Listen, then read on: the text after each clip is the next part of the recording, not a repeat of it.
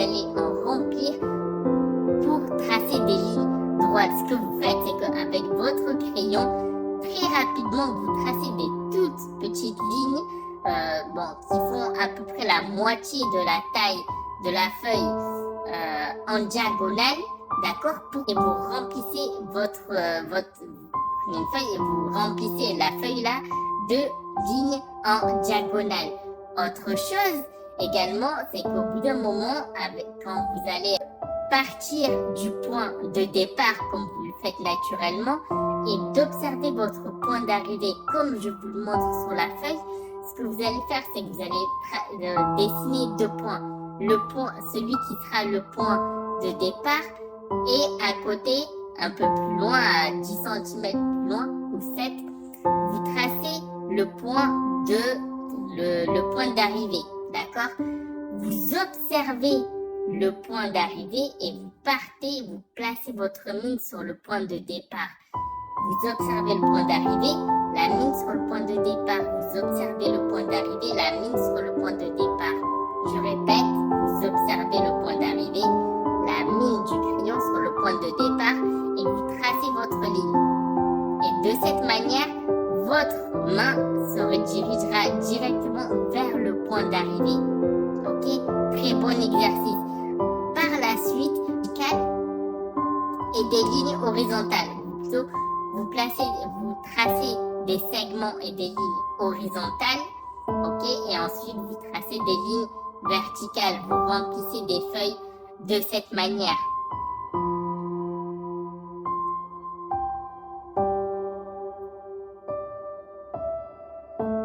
Et de la même manière, sauf que vous tracez un point qui sera également votre point de départ et aussi votre point d'arrivée.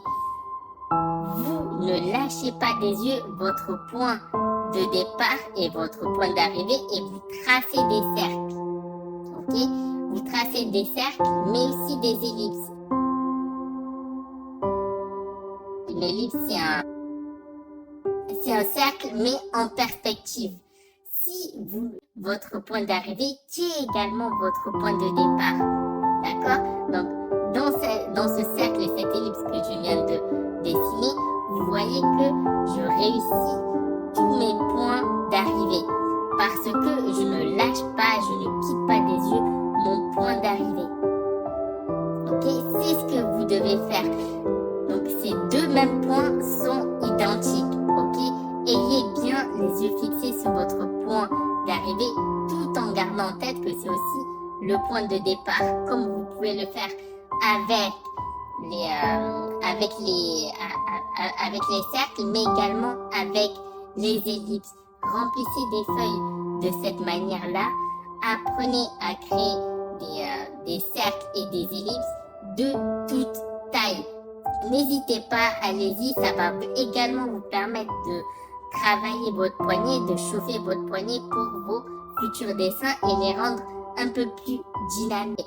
Des cubes, par exemple, comme je peux le faire avec ce dessin, et vous allez dessiner des lignes droites.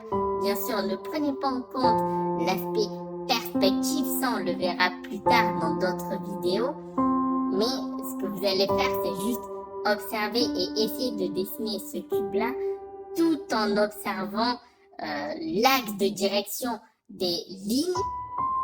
Okay, parce qu'il est important d'observer.